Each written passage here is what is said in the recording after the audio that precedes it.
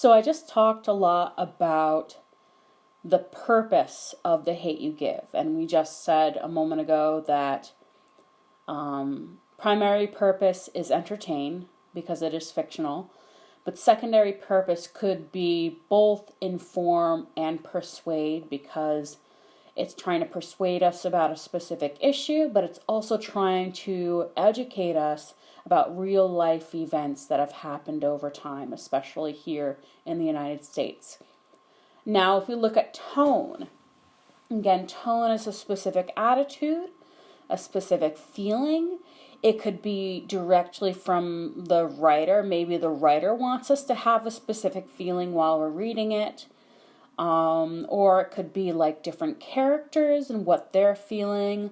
Or it could be individual scenes that are happening in a story. Let's backtrack a little bit and talk a little bit about maybe the feeling from the writer themselves. So in this case, the overall tone of The Hate You Give. Think about it for a moment. I'll give you a moment. I'm going to give you some options now. So this is definitely not a story that will probably make you laugh. There are moments in the story that can definitely make us laugh. But overall, do you think the story is pretty serious, right? Yeah. So overall tone of the story could be serious, maybe sad, maybe during different sections of the story, it has different tones. Maybe beginning of the story, especially the second chapter, it's sad, and it's tragic. So tragic is a tone. Tragic, relates to the idea of something bad happening in the story.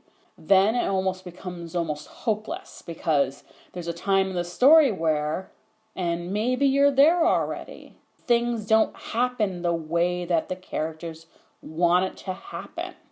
And because the unexpected happens, there's fear, but mostly anger, and a strong drive to want to do something about it. The Hate You Give is a story that was inspired by different acts of violence against young Black African Americans, especially young men.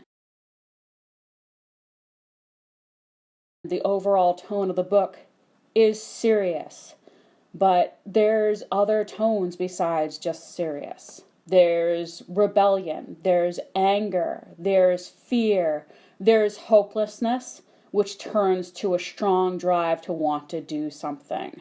So maybe determination could also be another tone throughout the book. Imagine for a moment if The Hate You Give was just one tone. Just sad. Do you think the ideas that Angie Thomas was trying to talk to us about, do you think it would be as effective if it was just a sad story? Yes, maybe if it was just a sad story, we'd care a lot about the characters. But the reason she wrote the book, the purpose of why she wrote the book was to entertain, but to also persuade us that when things are happening around us, we need to do something about it. The story is not just all, it's serious, it's sad. Angie Thomas does remarkably well at mixing a whole bunch of different tones together so that the reader is interested in reading more. It's not just one tone. If it was just sad, it might be hard for us to read the story, but because she mixes up so many different tones, because we see her not just, grieving the loss of her friend Khalil, but we see her with Chris, who's over here, making comments about sneakers and Jordans and mac and cheese. If it was just sad without those added scenes of humor, we'd lose the story and have trouble maybe reading it. Or maybe her readers who are, if you think of the audience, teenagers. The predominant audience that Angie Thomas is targeting are teenagers. Authors mix up tones in their stories.